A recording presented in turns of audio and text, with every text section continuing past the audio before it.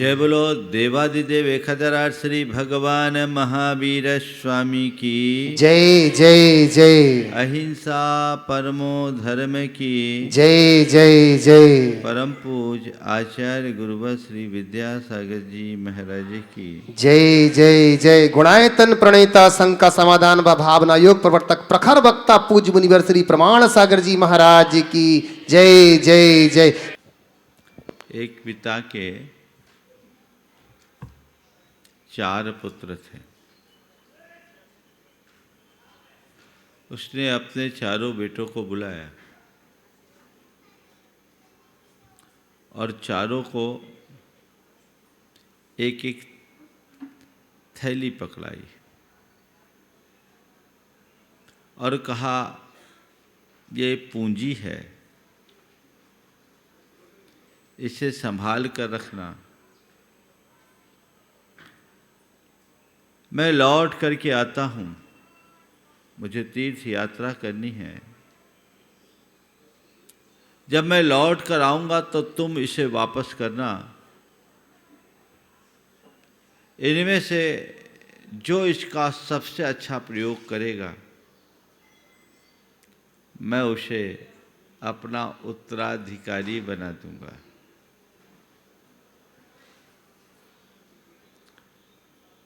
चारों बेटों ने थैलियों को संभाला, देखा थैली में कुछ खास नहीं था, कुछ बीज थे और इन्हें साल भर संभालने की जिम्मेदारी थी।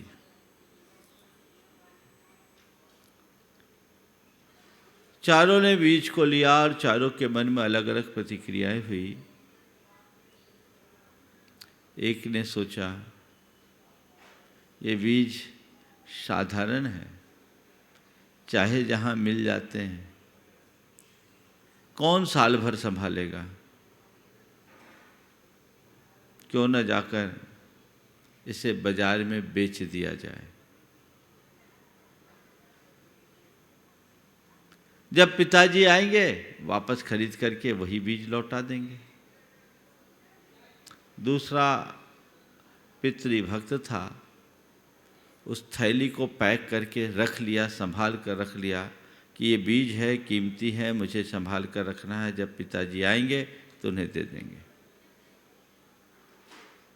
तीसरा था, उसने बीज को संभाला भी, साथ में कुछ प्रिजर्वेटिव भी डाल दिया ताकि बीज घुन न जाए, जब पिताजी आए तो मेंटेन रहे।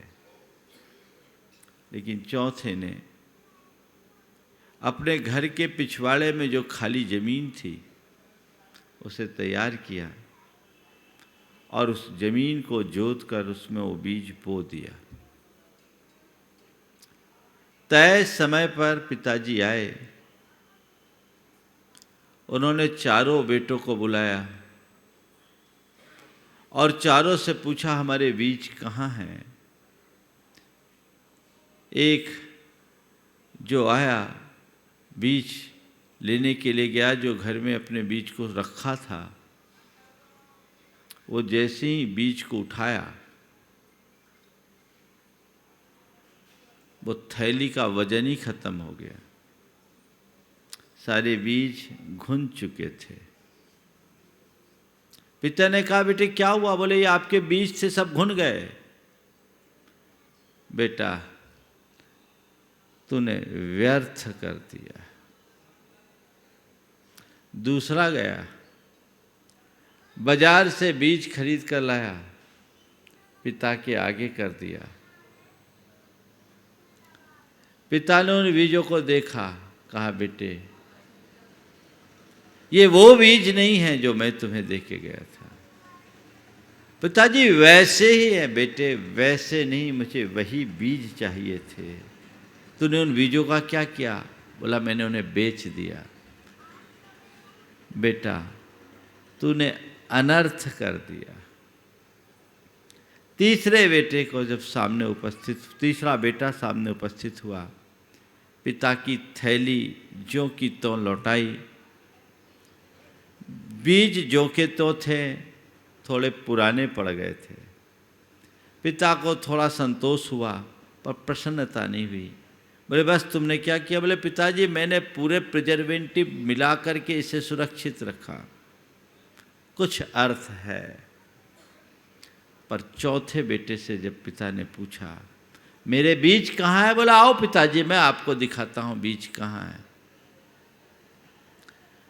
घर के पीछे ले गया, दूर से ही उसकी सुगंध आने लगी और लहलहाती फसल दिखाई और कहा पिताजी ये है आपके बीज, आपने एक थैली भर बीज दिया था, मैंने इसे बेच दिया, यहाँ बो करके इस रूप में लगा दिया।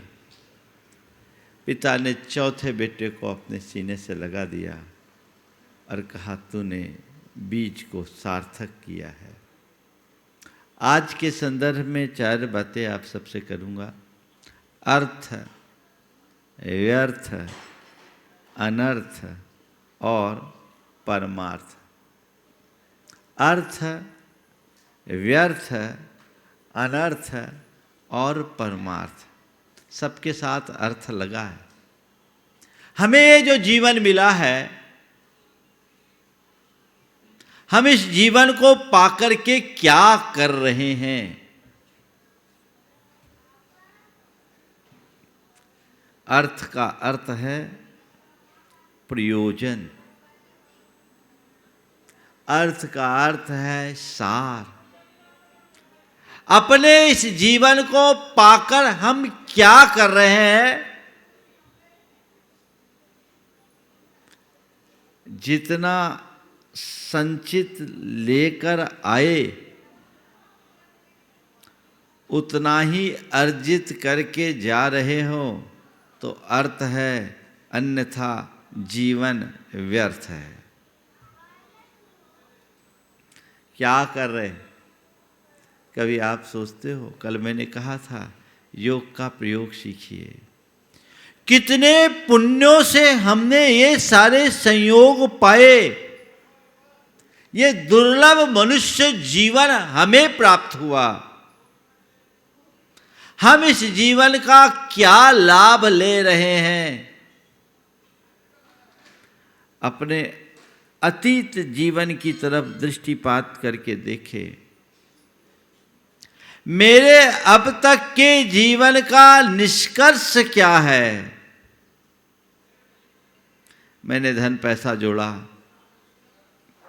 मैंने प्रतिष्ठा पाई, मैंने प्रभाव जमाया, मैंने अपनी एक पहचान बनाई, या इन सब के साथ मैंने अपने जीवन में सुख, शांति, संतुष्टि और आनंद को जगाया। क्या पाया?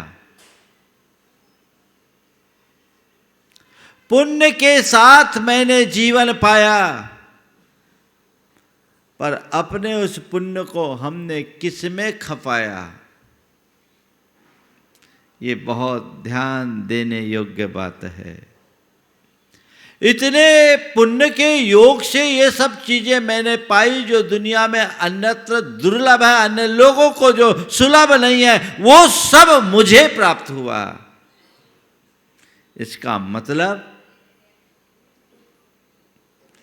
हमारा ओपनिंग बैलेंस तो अच्छा है ना? संचित हम अच्छा लेकर आए हैं, पर क्या कर रहे हैं?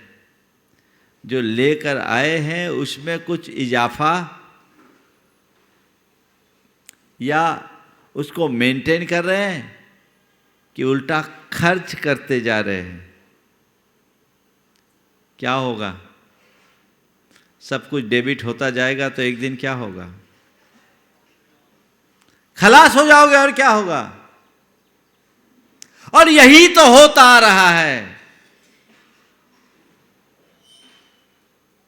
अपने मन से पूछना, जितना संचित करके आया हूं, कम से कम उतना अर्जित कर रहा हूं या नहीं? बैलेंस शीट सबकी माइनस में है ना? जितना अर्जित करके आए उससे ज़्यादा खर्चा हो रहा है, संचित करके आए उससे ज़्यादा खर्चा हो रहा है, अर्जित तो है ही नहीं। जिसने इस मनुष्य जीवन को पाकर अच्छा कर्म किया उसके जीवन का ही कोई अर्थ है, अन्यथा सब व्यर्थ है। तुम्हें देखना है मैंने आखिर क्या किया, क्या होगा जीवन में। एक दिन हमारी कहानी यही होगी। अरे अभी थोड़ी देर पहले तो मेरे उससे बात हुई थी, बहुत अच्छा था, बातचीत कर रहा था, चला गया, यही होगी ना। तुमने जो जोड़ा वो छूट जाएगा। जिसके लिए अपने एक एक सांसें खपा रहे हो, तुम्हारे साथ जाने वाली नहीं है। जो जोड़े जाने योग्य है, जो जुड़े रहने लायक है, उसकी तरफ दृष्टि रखो। वो तुम्हारा धन वैभव नहीं है, वो तुम्हारा गुण वैभव है, वह भी तुम्हारे साथ जुड़ना चाहिए। वो तुम्हारा पुण्य वैभव है, वह भी तुम्हारे साथ होना चाहिए। है ऐसी दृष्टि। एक बार एक सज्जन ने मेरे सामने अपने बेटे से बहुत मार्के की बात की, बड़े उद्यमी। उन्होंने अपने बेटे से कहा, महाराज जी मैं इससे कहता हूँ मेरे पास जो मेरा धन है उसे यदि मैं चाहूँ तो तुम्हें दे सकता हूँ, चाहूँ तो, अन्यथा नहीं। मेरे पास जो मेरा धन है उसे मैं चाहूँ तो तुम्हें दे सकता हूँ, लेकिन मेरा जो पुण्य है ना वो मैं चाह करके भी नहीं दे सकता, उसे तुम्हें खुद अर्जित करना पड़ेगा। कितने पते की बात है। धन विरासत में सौंपा जा सकता है, पुण्य नहीं, पुण्य तो अर्जित करना पड़ता है। धर्म के पुरुषार्थ से ही यह संभव है। वो पुरुषार्थ जीवन में घटित होते रहना चाहिए, तो अर्थ है, अन्यथा व्यर्थ है। जीवन मिला, इतना सुदीर्घ जीवन मिला, किया क्या?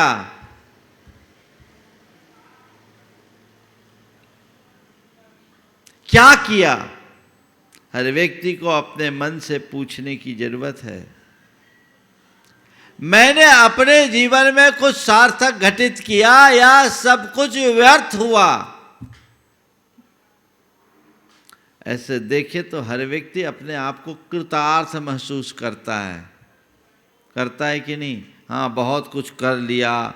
जब वो अपने कैरियर की शुरुआत करता है, सोचता है मेरा अच्छा व्यापार सेटल हो जाए, अच्छी जॉब लग जाए, शादी हो जाए, घर बस जाए, बच्चे हो जाए, अच्छा घर मकान बना ले, थोड़ी समाज में अपनी पहचान बन जाए, लोग बाग पूछने लगे और थोड़ा पावर आ जाए, हम अपने आप को कृतार्थ महसूस करते हैं। ऐसा ही करते हो ना? बोलो, हो गया मेरा जीवन सार्थक, धन्य।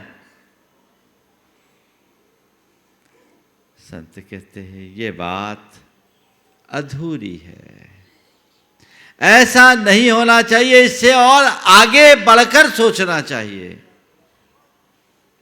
ये तो केवल गोरख धंधा है, तुमने जो कुछ किया वो यहीं रह जाने वाला है, इसमें तुम्हारा पुण्य खपा है, जुड़ा नहीं।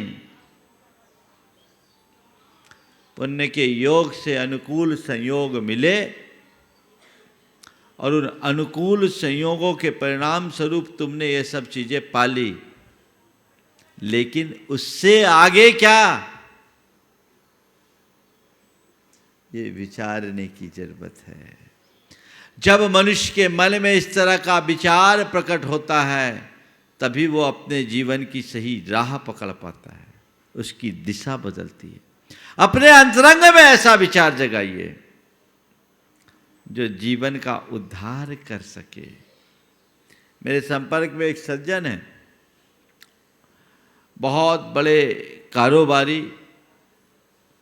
अति धनाढ्य व्यक्ति।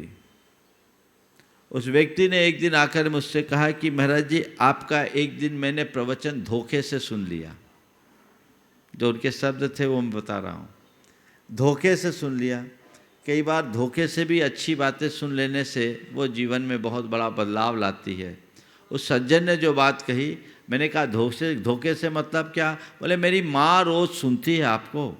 एक दिन मैं बैठ गया तो आप कुछ बोल रहे थे और इसी तरह की बात कह रहे थे कि जीवन में अपना क्या है पहचानो, अपने लिए क्या किया सो जानो। महाराज जी, आपकी वो बात आप कुछ इस तरीके से कह रहे थे जैसे लग रहा था मेरे लिए ही कह रहे हैं। और मुझे लगा सच में मैंने अब तक जो कुछ भी किया वो अपने लिए कुछ किया ही नहीं, जो कुछ भी किया वो जड़ के लिए किया। महाराज, मेरे मन में बड़ी प्रेरणा जगी और तब से मैंने संकल्प ले लिया कि अब तक मैंने जो कुछ भी किया वो पैसा कमाने के लिए किया है, अब जो कुछ करूँगा वो पुण्य कमाने के लिए करूँगा। महाराज जी, मेरे मन में आय का 25% दान का संकल्प लिया और वो व्यक्ति बाकायदा दे रहा है। दान का संकल्प लिया, 2 टाइम सामायिक कर रहा है वो व्यक्ति, पूजन करता है, स्वाध्याय करता है। जीवन समझ आ गई कि सार यही है, बाकी सब बेकार है। जीवन बदल गया। वो तो धोखे से सुना, तुम तो रोज़ सुनते हो, थोड़ा देखो कहाँ खड़े हो। उस दिन के बाद से वो कभी मिस नहीं करते। बोले महाराज जी, अब तो वो मज़ा आता है, आप जब बोलते हो, आपको सुनते हैं तो एक अलग आनंद की अनुभूति होती है। बंद हुआ सुनते सब कोई है, लेकिन जागता कोई बिरला है। जिसका भवितव्य होता है उसकी ही आत्मा जागती है, बाकी तो सोए रहते हैं। मेरा स्थान उन जागृत लोगों में होना चाहिए, उन जागृत लोगों में मेरा स्थान हो, ताकि मैं अपने जीवन का उत्थान कर सकूं। अपने अंदर विचार जगाइए, मैं क्या कर रहा हूं, अब तक जो कुछ मैंने किया वो कितना सार्थक है या व्यर्थ है। ये हमारी दृष्टि होनी चाहिए। तो जिसने उस झोली को ज्यों को त्यों रखा, घुन लग गया, सब सड़ गया, बीज सड़ गया, उसने उसे व्यर्थ किया। तुम लेकर आए, जितना लेकर आए उतने को वहीं के वहीं मेंटेन किए, कुछ नहीं किए, मेंटेन भी नहीं किए, बस रखे रहे, वो व्यर्थ है।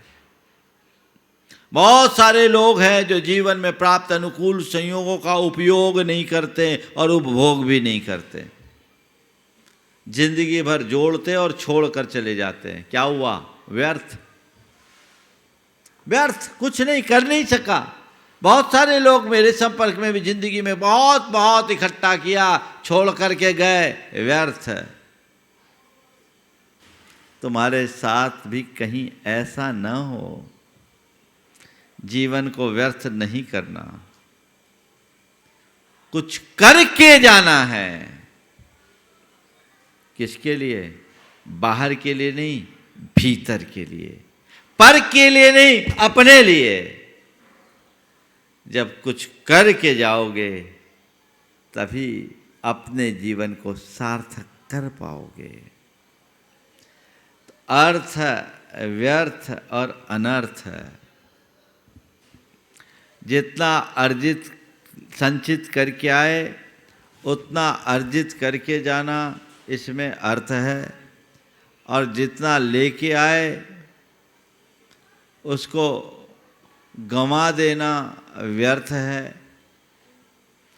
और जितना लेकर आए उससे ज़्यादा पाप चढ़ा के जाना अनर्थ है।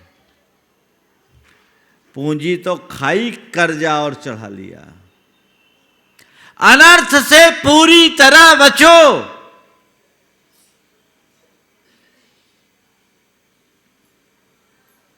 समझ गए? थोड़ा बहुत तुम लोग जो धर्म ध्यान कर रहे हो, ये थोड़ा अर्थ है, ज़्यादा उसमें बहुत उपलब्धि नहीं है, लेकिन ठीक है, मेंटेन है। लेकिन अनर्थ पाप में लग गए तो तुम्हारा बेड़ा गर्क है। हमने शास्त्रों में सुना है 2 चक्रवर्ती नरक भोग रहे अभी। क्यों? ये किसका कुफल? चक्रवर्ती, जिसे कोई साधारण आदमी भी नहीं बन सकता, जो चक्रवर्ती का पद, सलाका पुरुषों में प्रधान, ऐसा चक्रवर्ती भी अनर्थ किया, नरक में सड़ रहा है। तो फिर साधारण व्यक्तियों की क्या विशात है? क्या पाप जीवन का अनर्थ है, उससे बचने का संकल्प लो। तुम धर्म करो, न कर पाओ तो भी कोई बात नहीं, पर अधर्म करोगे तो तुम्हारी कहीं सुरक्षा नहीं। वो अनर्थ है, उस अनर्थ से बचना है, ये संकल्प अपने अंतरंग में जगाइए। मुझे अनर्थ से दूर रहना है। पर आजकल तो सब अनर्थ के ही काम है ना। वो बीज को बेच दिया, अपने लिए कुछ बचा ही नहीं सका। ये अनर्थ ही है जो जीवन में कोई उपलब्धि नहीं दे सकती। ऐसे अनर्थ से बचिए। मैं कोई अनर्थ अपने जीवन में नहीं होने दूंगा। जो मनुष्य धर्मी बन जाता है, उसके जीवन में फिर अनर्थ घटित नहीं हो सकता। धर्म हमें अनर्थ करने से रोकता है। एक सामान्य व्यक्ति कोई भी कानून तोड़ना नहीं चाहता। तोड़ना चाहता है क्या? क्यों? कानून का डर है।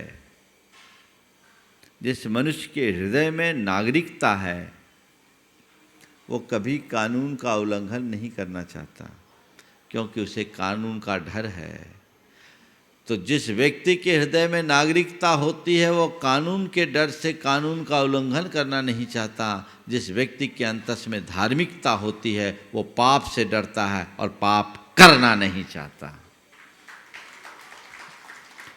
कदाचित कानून का उल्लंघन करने वाले बच भी जाए, क्योंकि कानून में कई ऐसी पेचीदगियां भी होती है। तो कदाचित कानून का उल्लंघन करना बच भी जाए, लेकिन पाप करने वाला कभी बच नहीं सकता। कहते कानून अंधा होता है। ठीक है, तुम्हारा कानून अंधा हो सकता है, पर कुदरत का कानून कभी अंधा नहीं हो सकता। तुम कानून की आंखों में धूल झोंक सकते हो, पर कुदरत की आंखों में कोई धूल नहीं झोंका जा सकता। वो तो परिणाम भोगना ही पड़ेगा। इसलिए अनर्थ से बचिए और क्या कीजिए? परमार्थ कीजिए। एक बीज से 1000 बीज पैदा कीजिए। जितना लेकर आया हूं, उससे कई गुना लेकर जाना है। मुट्ठी बांध कर आया हूं, झोली भर कर जाना है। आप लोग क्या करते हैं? मुट्ठी बांधे आया जगत में, हाथ पसारे जासी। हाथ पसारे नहीं जाना है। क्या करना है? झोली भर कर जाना है। जो झोलियां तुम भर रहे हो, वो भरने वाली नहीं है। उस झोली को तुम भरने का प्रयास भी करोगे तो वो झोली भरने वाली भी नहीं, और तुम्हारे साथ जाने वाले भी नहीं। कौन सी झोली? सत्कर्म की झोली, पुण्य की झोली। वो भरो, अपने अंतरंग में भरते चलो। जितना जोड़ सको जोड़ो और अपने जीवन को आगे बढ़ाओ। यही परमार्थ है और इसमें ही हमारे जीवन की उपलब्धि है। नहीं तो क्या होगा? कहानी खत्म हो जाएगी। आप लोग गीत गाते हो, यूं ही आता रहा, यूं ही जाता रहा, लाख चक्कर 84 के खाता रहा। यूं ही आवागमन के उलट फेर में, व्यर्थ हीरा जन्म यूं गंवाता रहा। आप ऐसा बोलते हो ना?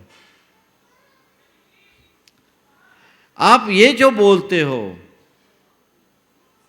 ये भाव नित्य आता है। हर व्यक्ति के साथ तो यही हुआ है। अनंत जन्म बर्बाद हो गए, कहीं ये भी ना चला जाए, और अंत में तुम्हारे मुंह से निकले, हाय मैं कुछ कर न सका। थोड़ी देर के लिए आंखें बंद कीजिए, सब लोग आंखें बंद कीजिए, और एक पल के लिए सोचिए कि इसी क्षण आपकी अगर मृत्यु होती है, भगवान न करे किसी के साथ ऐसा हो, पर प्रकृति के साथ किसी का कोई बंधन नहीं है, कब किसकी बारी आ जाए कोई पता नहीं, मैं अपनी भी नहीं जानता, आपकी क्या कहूँ। पर काश इस क्षण अभी हमारी मृत्यु हो जाए, तो क्या आपको लगेगा कि नहीं, मैं इस दुनिया से संतुष्ट होकर के जा रहा हूँ, भर के जा रहा हूँ, मेरे पास सब कुछ है, बहुत कुछ है। आप इस स्थिति में अपने आप को महसूस कर सकोगे? अंदर से क्या जवाब आ रहा है? देखो कितने लोग हैं, हाथ अब आंखें खोल लीजिए, मैं समझता हूँ झलक आ गई होगी।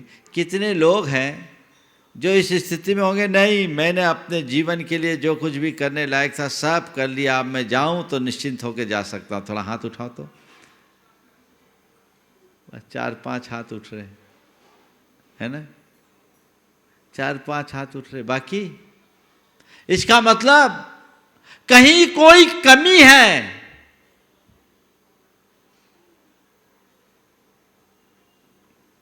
बस ये कमी नहीं रहनी चाहिए,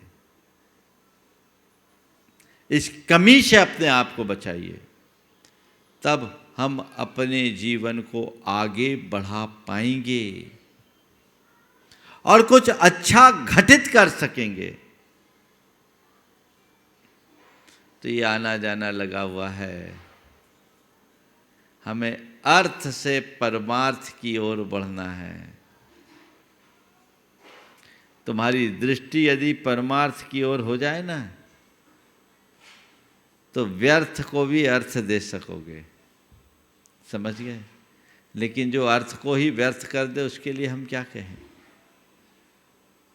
उसका जीवन यूं ही छिन्न भिन्न हो जाएगा। अपने आप को आगे बढ़ाइए। एक पिता के 4 पुत्र थे, दूसरे भी बता देता हूँ, एक तो उदाहरण दिया ही, दूसरे दे देता हूँ। पिता ने के सामने चारों के बीच उत्तराधिकारी के चुनाव का सवाल था। पिता ने चारों को 5-5 हजार रुपये दिए और कहा, लो ये पूंजी है, इससे तुम लोगों को अपना व्यापार करना है, तुम लोगों को अपना व्यापार करना है, जिसकी कमाई होगी उसको मैं अपना उत्तराधिकारी बनाऊंगा। पहले ने सोचा इस महंगाई के ज़माने में 5,000 से क्या होता है, चलो भाग्य चल जाए तो ठीक है। उसने 5,000 सट्टे में लगा दिया, कहते हैं 1 के 80 हो जाएंगे, और दांव पे लगाया, हार गया, मुंह लटका के रह गया। दूसरे ने कहा, पिताजी ने कहा है अब क्या करूं, 5,000 से तो कुछ होता नहीं, इनको तो घर पे रखूं, हम नौकरी करके अपना काम चलाएं। उसने अपने पैसे को तो सुरक्षित रखा, खुद नौकरी में लग गया। तीसरा था, उसने किया, एक छोटी सी परचून की दुकान खोल ली, गोली बिस्किट बेचने लगा। पर चौथा बहुत समझदार था, उसने उन पैसों को एक तरफ रखा और एक बड़े फर्म में कुछ दिन काम किया, काम सीखा, अनुभव पाया, उसके अंदर हुनर था और पिता की गुडविल उसके साथ थी। उस गुडविल के बल पर उसने अपना कारोबार शुरू किया। साल भर में उसका कारोबार शिखर पर पहुंच गया। समय पूरा होने पर पिता आए, चारों बेटों को बुलाया। पहला मुंह लटका करके बैठ खड़ा था। बोले क्या हुआ पिताजी? बोले क्या करूं पिताजी, मुहूर्त खराब था, आपने जो दिया मैं सट्टे में हार गया। पिता ने कहा तूने अनर्थ कर दिया, अनर्थ कर दिया, तू कुछ नहीं कर पाएगा। दूसरे से पूछा कहाँ है? बोले आपके पैसे मैंने जो कि तो रखे हैं, ये रखे हैं। बोले काम क्या किया इतने दिन? बोले मैं बस थोड़ी बहुत काम मजूरी करके अपना जीवन चलाया। पिता को ज़्यादा संतोष नहीं हुआ। बोला तूने ये अवसर व्यर्थ कर दिया, तू चाहता तो बहुत कुछ कर सकता था, लेकिन तूने इसे एक नौकरी तक सीमित कर दिया। तीसरे से पूछा, बोला क्या हाल है? बोले पूंजी बराबर है, आपने जितनी दी बराबर है। बोले किया क्या?